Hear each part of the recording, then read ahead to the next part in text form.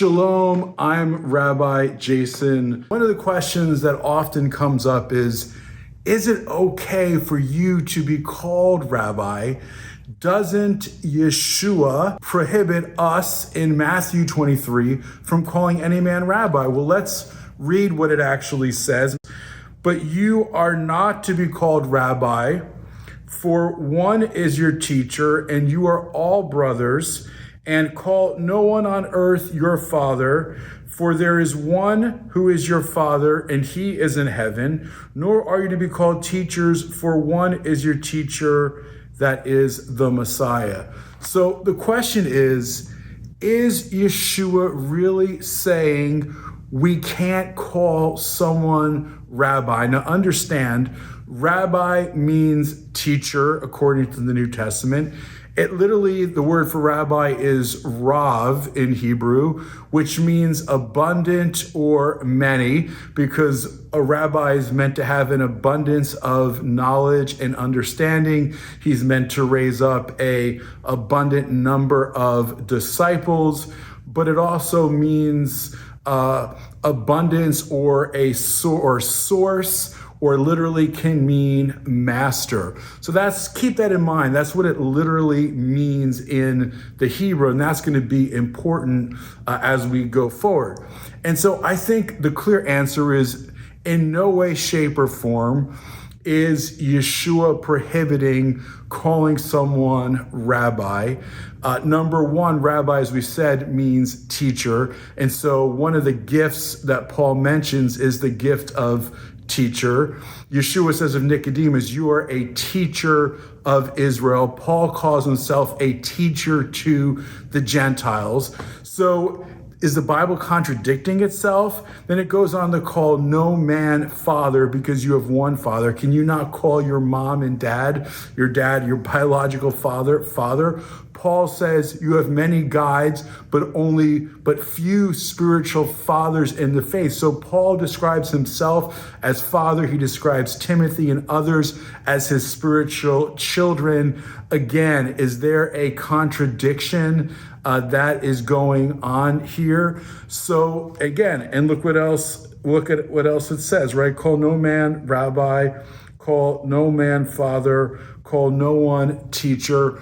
What is Yeshua really saying?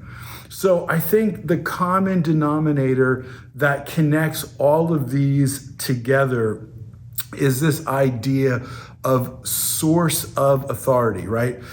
A rabbi was a source of authority for knowledge and understanding and application of the scriptures and of the Torah, the commandments, given, in the context of Yeshua's day and even today, of how to apply the Torah and God's commandments in our life, and what does it mean? How do we interpret it? How do we live it out, practically walk it out? A father is the authority in his home, right? Especially even more so in ancient Near Eastern, Middle Eastern, Greco-Roman culture. The father was the clear authority in the house, okay?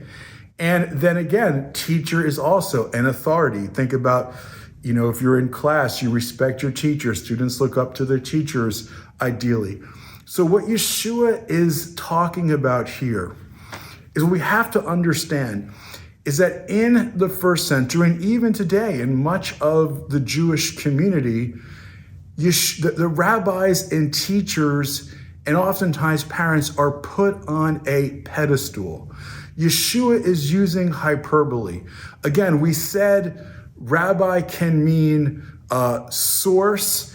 It can mean one who has much or as many. What Yeshua is saying, don't consider any individual the source of authority, the source of your blessing, right? The source and final authority in our life is God himself and Messiah, Yeshua.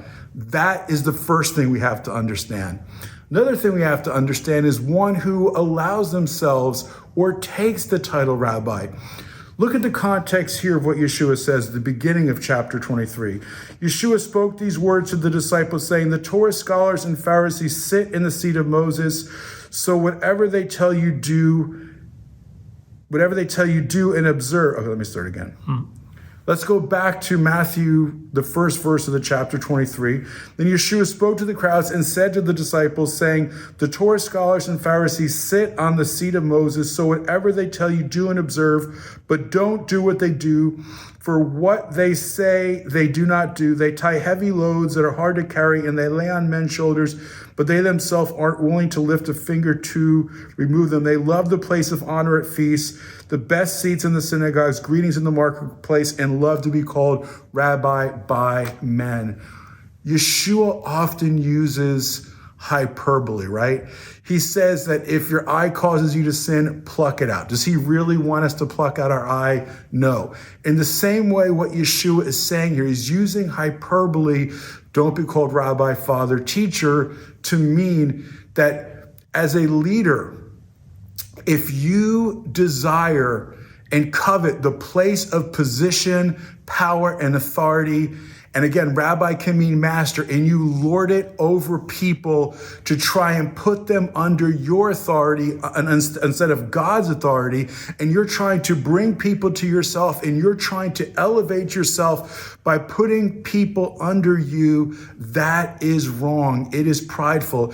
If you want a title or a position because you love the praise of people, that is a misuse of what it means to be a teacher.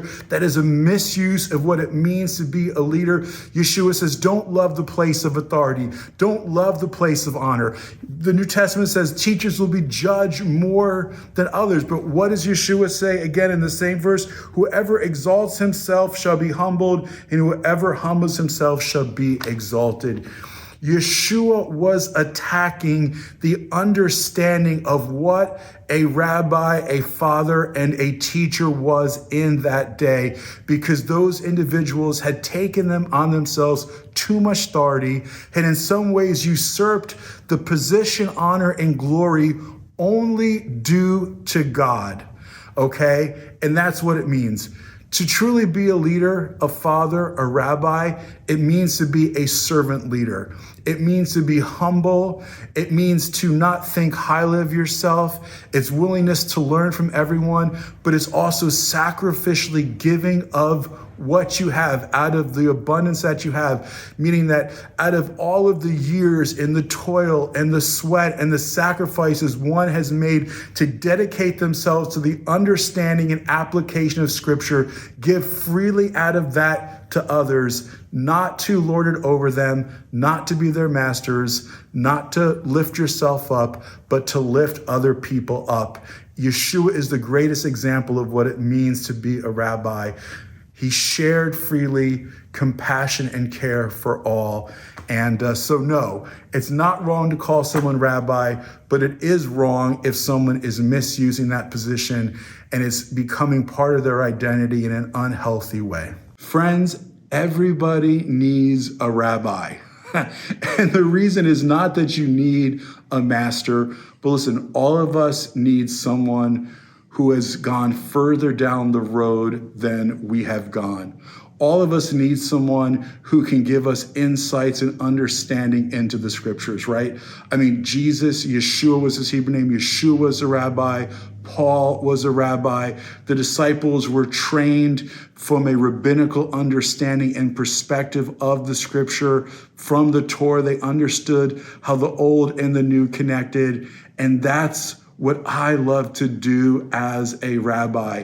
And that's my hope, to be able to share with you the years of knowledge and experience, the history and heritage of the Hebrew understanding of the Scriptures and of the cultures that Yeshua and the disciples grew up and would have known secondhand. It would have been who they were. They were immersed in it. It was just part of their lives and the culture in which they grew up. But as those who are raised, many of you outside of the Jewish culture and Middle Eastern tradition, this is what we hope to bring to you. That's why any way that I can serve you as a rabbi as your rabbi to help you learn and to go deeper and understanding how the old and the new connect. That's what we're all about here at Fusion. And I hope that you continue on the journey with us. And I pray that you're blessed.